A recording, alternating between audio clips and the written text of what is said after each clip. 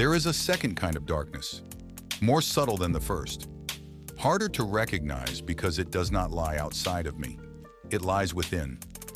Like every practitioner, I carry with me a vision of the art, a vision I called, in good faith, for a long time, the truth. But I have learned that this vision is never neutral. It is the product of everything I became before I ever set foot in a training hall.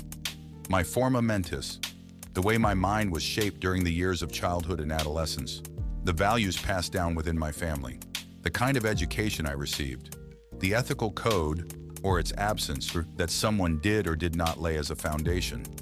These are the subjective factors, invisible but defining. Then there are the objective factors, those that seem external, but that enter the practitioner and remain there.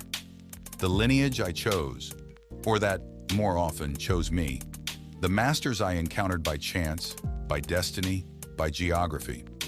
A different encounter would have produced a different practitioner, with a different vision of the same art. All of this has built a lens. And through that lens, I look at Wing Chun.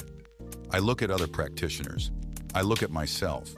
The problem, and it took me years to recognize it, is that for a long time I did not know I had that lens in front of my eyes. And this is where something even darker enters the scene. The ego, narcissism, forces that never introduce themselves by name. They disguise themselves as certainty, as experience, as authority earned in the field. They distort perception without warning.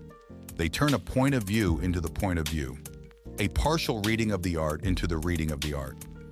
And when two practitioners, each convinced of their own vision, each carrying their own invisible lens, come face to face, they are not talking about the same reality. They are talking about two different realities, both convinced they are talking about the same thing. Reality then becomes a dark dimension in itself, not because it does not exist, but because my access to it is always mediated, always filtered, always partial.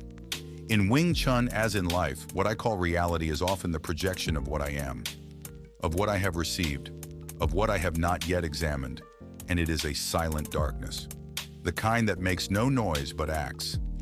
If these moments of reflection speak to you, subscribe to the channel and hit the bell so you don't miss the next episode.